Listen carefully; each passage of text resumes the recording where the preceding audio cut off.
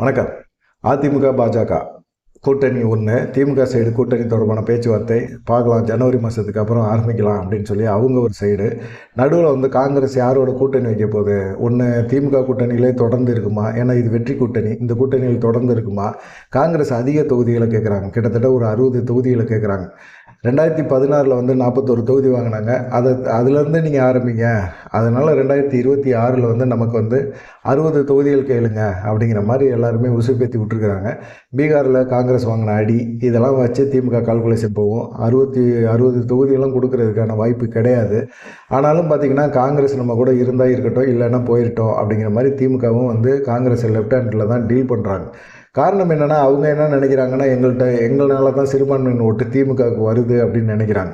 அப்படிலாம் கிடையாது. திமுக பொறுத்த வரைக்கும் அவங்க வலுவாக தான் இருக்கிறாங்க. சிறுபான்மையினரும் வந்து திமுகவை நம்புகிறாங்க. காங்கிரஸுக்கு பெருவாரியான அளவுக்கு மக்கள்கிட்ட வந்து சொல்லிக்கிற மாதிரி மக்கள் செல்வாக்கு இருக்கா அப்படின்னு தெரியல. நிர்வாகிகளை தாண்டி ஒரு தொகுதியில், ஒரு ஏரியாவுக்குள்ளே, ஒரு தெருவுக்குள்ளே ஒருத்தர் 2 பேர் காங்கிரஸ்காரங்க இருக்கிறதுக்கு வாய்ப்பு இருக்குது. அவ்வளோதான். மற்றபடி பெருசாக காங்கிரஸுக்கு செல்வாக்கு இல்லை.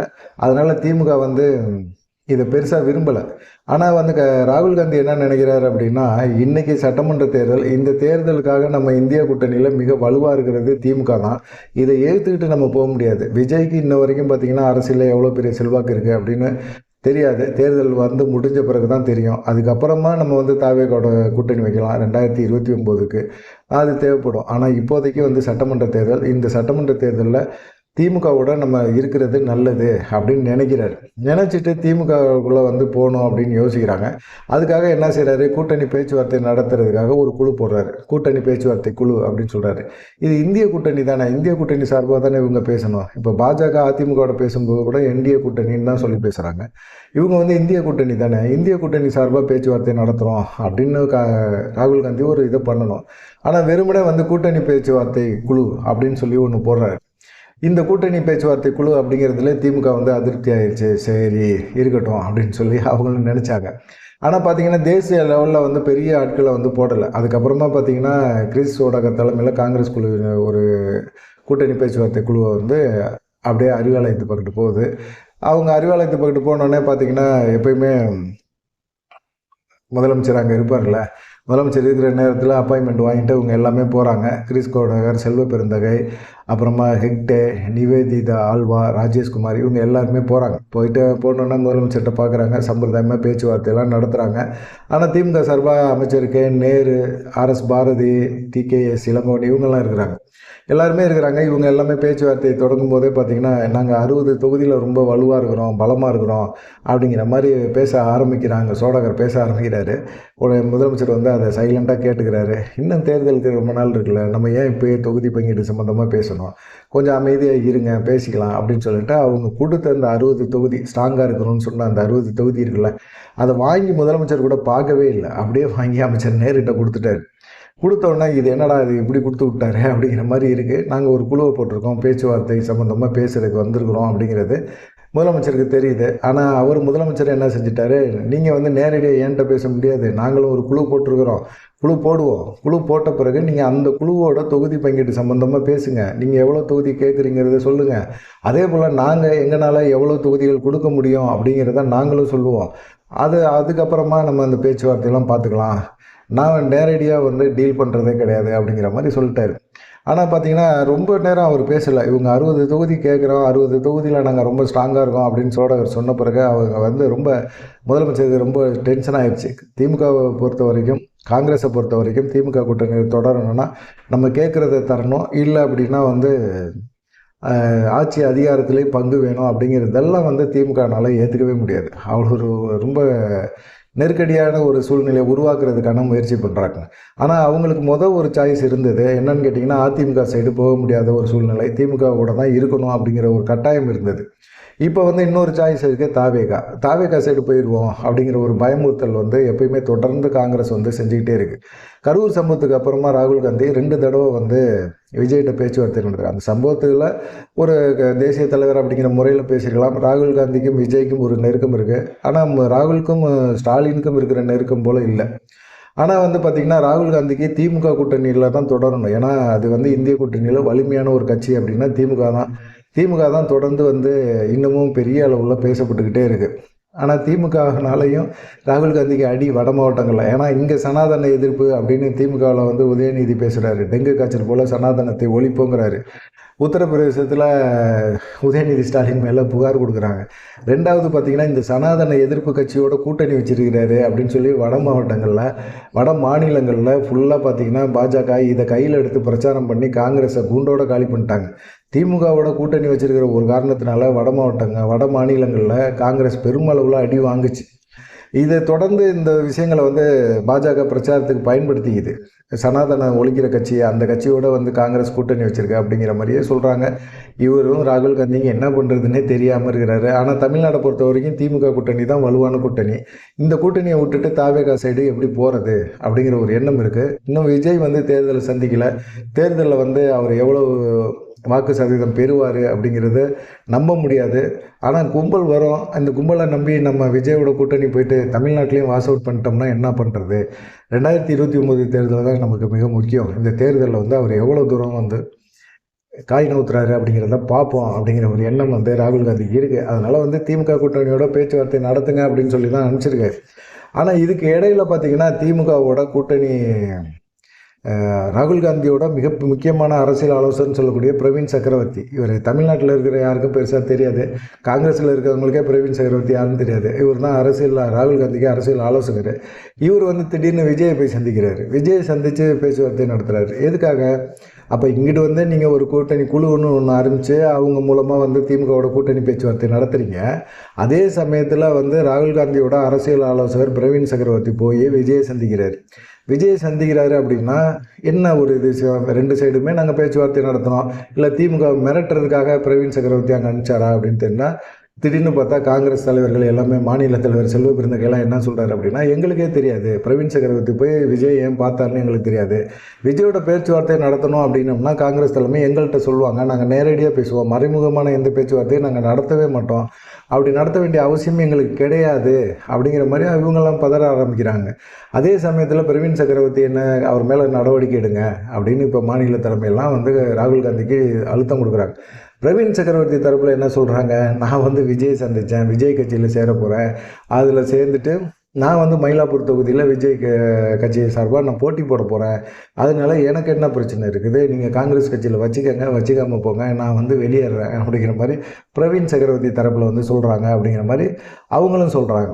ஆனால் காங்கிரஸை பொறுத்த வரைக்கும் 2016 41 தொகுதி வாங்கினது, அதை விட அதிகமாக வாங்கணும்னு சொல்லிட்டு திருநாவுக்கரசு போன்ற நபர்கள் எல்லாமே வந்து கொஞ்சம் அழுத்தம் கொடுத்துருக்காங்க. அது இல்லாமல் ஆட்சி அதிகாரத்தில் பங்கு வேணும் அப்படின்னு சொல்கிறாங்க. காங்கிரஸ் வந்து திட்டமாக இவ்வளோ தூரம் பேசுகிறதுக்கு மிக முக்கியமான காரணம் என்ன அப்படின்னு கேட்டிங்கன்னா, எங்களுக்கு சிறுபான்மை ஓட்டு, குறிப்பாக கிறிஸ்தவர்கள் ஓட்டு பயங்கரமாக வரும் அப்படின்னு நினைக்கிறாங்க. ஆனால் திமுக வந்து ஒரு கால்குலேஷன் போடுது, கிறிஸ்தவ ஓட்டுகள் இந்த தடவை காங்கிரஸுக்கு பெருசாக வர்றதுக்கு வாய்ப்பு இல்லை, அத்தனையும் வந்து ஜோசப் விஜய் பிரிச்சுட்டு போயிடுவார் அப்படிங்கிற மாதிரி அவங்க சொல்கிறாங்க.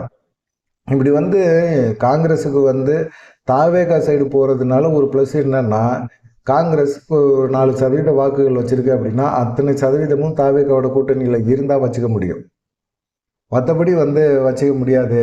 அப்படிங்கிறனால காங்கிரஸ் வந்து நம்மளோட ஓட்டு சதவீதம் குறையாமல் பார்த்துக்கணும் அப்படின்னம்னா தாவேகா சைடு போகிறது நல்லது. திமுக சைடு போனோம்னா நம்மளுடைய ஓட்டு சதவீதம் குறையும். ஏன்னா விஜய் வந்து நம்மளுடைய ஓட்டை பிரிக்கிறாரு அப்படிங்கிறது அவங்களுக்கு நல்லாவே தெரியுது. பார்க்கலாம் என்ன நடக்கும் அப்படின்னு சொல்லிட்டு. இதுக்கு இடையில வந்து 60 தொகுதிங்கிறதும் ரொம்ப ஜாஸ்தி, 2வது துணை முதலமைச்சர் அப்படிங்கிற பதவியும் வந்து ரொம்ப ஜாஸ்தி அப்படிங்கிற மாதிரி இருக்காங்க. இதுக்கு வந்து ஜனவரி மாதத்துக்கு அப்புறமா நம்ம பேசிக்கலாம், இன்னும் தேர்தலுக்கு ரொம்ப நாள் இருக்குது, நீங்கள் ஏன் அதுக்குள்ளே அர்ஜென்ட் போட்டு ஒரு கூட்டணி தொடர்பான பேச்சுவார்த்தை குழுன்னு ஒன்று போட்டுக்கிட்டு நீங்கள் ஏன்பா இப்படி வந்து டார்ச்சர், காலை எங்கத்தாலேயே டார்ச்சரை கொடுக்குறீங்க அப்படிங்கிற மாதிரி திமுக தரப்பில் சொல்லிட்டாங்க. இதனால் என்ன பண்ணுறதுன்னு தெரியல. சரி, இது ஒரு சைடு. காங்கிரஸ் திமுக கூட்டணிக்குள்ளே இவ்வளோ பஞ்சாயத்து. இந்த சைடு பார்த்திங்கன்னா அமித்ஷா, பாஜக, ஏடிஎம்கே இவங்களுக்குள்ளே என்ன பிரச்சனை அப்படின்னு பார்த்தீங்கன்னா, அமித்ஷா சொல்கிறது எதையுமே எடப்பாடி பழனிசாமி கேட்கவே மாட்டேங்கிறாரு. கூட்டணி கட்சிக்குள்ளே இருக்கவங்கள வெளியே இருக்கவங்கள உள்ளே கொண்டு வாப்பா அப்படின்னா கேட்க மாட்டேங்கிறாரு. செங்கோட்டையன் கட்சியை விட்டு வெளியே போகிறாரு, தாவேகா சைடு போகிறாரு. சரி, இங்கிட்டு ஓபிஎஸ் வெளியே நிற்கிறாரு, அவர் தனி கட்சி ஆரம்பிக்க போகிறேன்னு சொன்னார். அமித்ஷா கூப்பிட்டு தனி கட்சியா ஏன்பா ஆரம்பிக்கிற போகிற, அதெல்லாம் ஆரம்பித்து என்ன செய்ய போகிற அப்படின்னு சொல்லி அவர் வந்து ஒரு சைடு வந்து ஓபிஎஸ்ஸை வர சொல்லி அவர் ஓபிஎஸ், ரவீந்திரநாத் இவங்க பையன் 2 பேருமே பேசியிருக்கிறாங்க. பிஎல் சந்தோஷ், நட்டா, அமித்ஷா எல்லாத்தையுமே சந்தித்து பேசியிருக்காரு. துணை ஜனாதிபதி சிபி ராதாகிருஷ்ணனோட சந்தித்து எடப்பாடி பழனிசாமிகிட்ட சொல்லுங்கள், ஒருங்கிணைந்த அதிமுக தாங்க ஜெயிக்க முடியும். அதை எடப்பாடி பழனிசாமிகிட்ட சொல்லலாம், அதை எடப்பாடி பழனிசாமி கேட்கணும்ல, கேட்க மாட்டேங்கிறாருல்ல. அப்புறமா எப்படி திரும்பவும் இவர் இது பண்ணிக்கிட்டே இருக்க முடியும்? ஓபிஎஸும் போயிருக்கிறாரு, அமித்ஷாவை சந்திச்சிருக்கிறாரு, பேசியிருக்கிறாரு. உங்களுக்காக நான் எல்லாத்தையுமே இழந்துட்டேங்க, நீங்கள் சொன்னீங்க அப்படிங்கிறதுக்காக எல்லாத்தையுமே இழந்துட்டாங்க. அதுவும் ஆடிட்டர் குருமூர்த்தியை வச்சுக்கிட்டே பேசியிருக்காரு. ஆடிட்டர் குருமூர்த்தி தான் என்னை தர்ம யுத்தம் நடத்த சொன்னார். நடத்தினதுனால அன்னையிலேருந்தே எனக்கு 7.5 சனி பிடிச்சிக்கிச்சு. எல்லாமே முடிஞ்சு போச்சு, சோழியம் முடிஞ்சு போச்சு. ஒழுங்காக அந்த சமயத்தில் சசிகலா முதலமைச்சர் ஆகணும்னு சொன்னாங்க. அவங்க முதலமைச்சர் ஆகிறதுக்கு நான் ஓகே சொல்லியிருந்தேன் அப்படின்னம்னா, அவங்க சிறைக்கு போன பிறகு நான் தான் முதலமைச்சராக தொடர்ந்துருப்பேன், பிரச்சனையே இல்லாமல் இருந்திருக்கும். ஆனால் தர்ம யுத்தம் நடத்துங்கன்னு சொல்லிட்டு இந்த ஆடிட்டர் குருமூர்த்தி சொன்ன ஒரு விஷயத்தில் நான் பண்ண விஷயத்தினால எனக்கு அதுக்கப்புறமா தோல்வி தான், எல்லாமே தோல்வி தான். எடப்பாடி பழனிசாமிகிட்ட பாஜக பேச்சை கேட்டு எடப்பாடி பழனிசாமிகிட்ட அவமானப்பட்டு நிற்கிறேன். அதிமுகவை விட்டு வெளியே வந்துட்டேன், வெளியே தள்ளிட்டாங்க. இப்போ என்னை அதிமுகவில் எப்படியாவது சேர்த்து விடுங்க அப்படிங்கிற மாதிரி தான் அவருடைய மான மரியாதை எல்லாமே போச்சுங்க அப்படிங்கிற மாதிரி அவர் பேசியிருக்கிறார். இதெல்லாம் அமித்ஷாவுக்கு தெரியாமல் இருக்குமா? அமித்ஷா ஓபிஎஸ்க்கு ஆதரவாக பேசியிருக்காரா பேசலையா அப்படிங்கிறதெல்லாம் தெரியாது. ஆனால் அதிமுகவை ஒழிக்கணும் அப்படிங்கிறது தான் அவருடைய எண்ணமே. அதிமுகவை வலுவிழக்க வைக்கணும், அப்போ தான் பாஜக காலூன்ற முடியும். இப்போ அதிமுக பாஜக கூட்டணியில் அதிமுக ஓட்டுகளை பாஜக சைடு கொண்டு வரதுக்கான முயற்சி நடக்கும், கண்டிப்பாக நடக்கும். ஒரு எல்லையில் அதிமுக தொண்டர்கள் எல்லாருமே என்ன யோசிப்பாங்க, இனிமேல் அதிமுகவில் இருந்தால் பிரயோஜனப்படாது, ஒன்று பாஜகவுக்கு போ, இல்லை அப்படின்னா தாவேக்காவுக்கு போ, இல்லை அப்படின்னா நம்ம கட்சியில் கொஞ்சம் ஃபேமஸான ஆள் அப்படின்னா திமுகவுக்கு போ, அவ்வளோதான், முடிஞ்சு போச்சு. அப்படி தான் அவங்க யோசிக்க ஆரம்பிக்கணும், அவங்கள யோசிக்க வைக்கணுங்கிறது தான் அமித்ஷாவோட திட்டமாக இருக்குது. சரி, இந்த திட்டத்துக்கெலாம் என்ன பண்ண முடியும்? இப்போ ஓபிஎஸ் பேசுகிறாரு, போகிறாரு, வர்றாருன்னா ஓபிஎஸ் சேர்த்துக்க முடியாது. அதிமுக சார்பாக அவருக்கு சீட்டு தர முடியாது. அதில் எடப்பாடி பழனிசாமி ரொம்ப உறுதியாக இருக்கிறாரு. ஆனால் அமித்ஷா ஒரு உத்தரவாதம் கொடுத்துருக்காரு, ரவீந்திரநாத்தை நான் அதிமுகவுக்குள்ளே ஒரு எம்எல்ஏ பதவி வாங்கி தரேன், அதிமுக சார்பாக அவருக்கு எம்எல்ஏ பதவி சீட்டு வாங்கி தரேன், அவர் நிற்கட்டும், உங்களுக்கு தரமாட்டார் அப்படிங்கிறதுலையும் சொல்லியிருக்காரு. அப்போ ஓபிஎஸ் என்ன பேசுவார், பிஎல் சந்தோஷ்கிட்ட எல்லாம் தனியாக அமித்ஷா இப்படி பேசுகிறாரு அப்படின்னு சொல்லி பிஎல் சந்தோஷ்கிட்ட எல்லாம் பேசியிருக்காரு. அப்போ என்ன சொல்லியிருக்கிறாரு அப்படின்னா, நீங்கள் கட்சி ஆரம்பிக்கிறேன்னு சொன்னீங்கன்னா கட்சி ஆரம்பிக்க போகிறீங்க அப்படின்னா ஆரம்பிங்க, டிசம்பர் 15 வரைக்கும் அமைதியாக இருங்க, 10ஆம் தேதி பொதுக்குழுவில் என்ன முடிவு எடுக்கிறாங்கன்னு பாருங்கள், அதுக்கப்புறமா நீங்கள் ஒரு முடிவு எடுங்க. அமித்ஷா வராரு, அமித்ஷா வச்சு உங்களை வச்செல்லாம் பேச்சுவார்த்தை நடத்தி எடப்பாடி பழனிசாமி அதுக்கப்புறம் ஒத்துக்கல அப்படின்னா நீங்கள் தனி கட்சி ஆரம்பிக்கிறா இருந்தாலும் ஆரம்பிச்சுக்கோங்க, ஒன்றும் பிரச்சனை கிடையாது அப்படிங்கிற மாதிரி அவரும் சொல்லிட்டார். இப்போ பேச்சுவார்த்தை நடத்த வேண்டிய ஒரு கட்டாயத்தில் இருக்கிறாங்க எல்லாருமே பாஜக சார்பாக. ஓபிஎஸ் விட்டுருங்க, அம்மா மக்கள் முன்னேற்ற கழகம் எந்த சூழ்நிலையும் எடப்பாடி பழனிசாமியை முதலமைச்சராக ஏற்றுக்க முடியாது, ஏற்றுக்கிட்டு நான் அவருக்கு பிரச்சாரம் பண்ணி அதிமுகவோட கூட்டணி வைக்க முடியாது அப்படிங்கிறதையும் சொல்லிட்டார், அவர் தெளிவாக சொல்லிட்டார். சரி, இந்த சைடு பாமக இன்றைக்கி இருக்கிற சூழ்நிலையில் மாம்பழ சின்னம் கிடைக்காது, அங்கீகரிக்கப்படாத கட்சியாக ஆயிடுச்சு. அது இவர் வேறு தேர்தல் ஆணையத்தில் ஒரு முறையீடு, அன்புமணி மேலே போலி ஆவணங்களை கொடுத்துட்டாரு அப்படின்னு சொல்லி அவர் ஒரு குற்றச்சாட்டு, டெல்லியில் இப்போ காவல்துறையில் அன்புமணி மேலே ஊழல் புகார், அதோடு சேர்ந்து போலி ஆவணங்களை கொடுத்துருக்காரு, அதையும் விசாரிங்க அப்படின்னு சொல்லி இவர் வேறு தனிப்பட்ட முறையில் இங்கிட்டு இருக்கிற கட்சி தமாக தான். அப்புறமா என்ன பண்ணுறது அப்படின்னு சொல்லி எல்லா சிறு கட்சிகளையும் சேர்த்தா கூட பெரிய அளவில் ஓட்டு சதவீதம் திமுகவுக்கு எதிராக ஸ்ட்ராங்காக இருக்க முடியாது அப்படிங்கிறத உறுதியாக அமித்ஷா உணர்ந்துருக்கிறார். ஆனால் பார்த்திங்கன்னா டிடிவி தினகரன் என்ன முடிவு எடுப்பார்? இப்போ ஏற்கனவே செங்கோட்டையன் அங்கே இருக்கார். டிடிவி தினகரன் செங்கோட்டையன் பேச்சு ஒரு நல்ல ஒரு அண்டர்ஸ்டாண்டிங்கில் தான் இருக்குது. அவர் தாவேகா சைடு போகிறதுக்கான ஒரு சூழ்நிலை இருக்குது அப்படிங்கிற மாதிரி பேசுகிறாங்க. தாவேகா சைடும் அவர் போவார், கடைசி நேரத்தில் தாவேகா சைடு போகிறதுக்கு வாய்ப்புகள் இருக்குது. அப்படி போனார் அப்படின்னா அது அவருக்கு ப்ளஸ்ஸு, அவர் கட்சியை வலுப்படுத்துறதுக்கான வாய்ப்புகளும் இருக்குது. இந்த மாதிரி சூழ்நிலையில் நயினா நாகேந்திரன்ட்ட இது சம்மந்தமாக கேள்வி கேட்டால், எங்கள் கூட்டணியிலேருந்து வெளியே போயிட்டாங்க, அவங்கள எதுக்கு நாங்கள் திரும்பவும் கூப்பிடணும் அப்படிங்கிற மாதிரி ஒரு குதர்க்கமான ஒரு பதிலை சொல்கிறாரு. இங்கே அமித்ஷா கூட்டணி தொடர்பான பேச்சுவார்த்தையை ஆரம்பிங்க, யாருமே கூட்டணிக்குள்ளேருந்து வெளியே போகக்கூடாது, அவங்க எல்லாத்தையும் இழுத்துருவாங்கன்னு சொல்கிறாரு. எங்கள் கூட்டணியிலேருந்து வெளியேறினவங்களாம் நான் ஏன் கூப்பிடணும் அப்படின்னு ஒரு மாநில தலைவர் இப்படி பேசினா நல்லாவா இருக்குது? அமித்ஷா ஒன்று விரும்புகிறாரு, நயினா நாகேந்திரன் ஒன்று விரும்புகிறாரு. இவர் எடப்பாடி பழனிசாமியோட ஒரு குரல் மாதிரி ஒலிக்கிறாரு அப்படிங்கிற மாதிரி இருக்குது. இந்த சைடு பார்த்திங்கன்னா பாஜக அதிமுக கூட்டணி இன்னும் ஸ்ட்ராங்காகலை, தேர்தல் நெருக்கத்தில் ஸ்ட்ராங்கானாலும் அது ஒட்டாது. எவ்வளவு தான் பட்டு அழுத்தம் கொடுத்து கொண்டு வந்து சேர்த்தாலும் நப்பாசை காட்டினாலும் சேர்றதுக்கு வாய்ப்புகள் ரொம்ப குறைவு அப்படின்னு சொல்லி சொல்கிறாங்க. பார்க்கலாம். 2 சைடுமே வந்து தேர்தல் கூட்டணி தொடர்பான பேச்சுவார்த்தைகள் ஆரம்பிச்சிட்டாங்க. நெருக்கடிகள் அதிகமாகிட்டு இருக்குது அப்படிங்கிற மாதிரி ஒரு பேச்சு இருக்குது. பார்க்கலாம் என்ன நடக்கும் அப்படின்னு சொல்லி. இந்த கருத்துக்களை பற்றி நீங்கள் என்ன நினைக்கிறீங்க அப்படிங்கிற ஒரு விஷயத்த மறக்காமல் கமெண்ட் பண்ணுங்கள். நன்றி, வணக்கம்.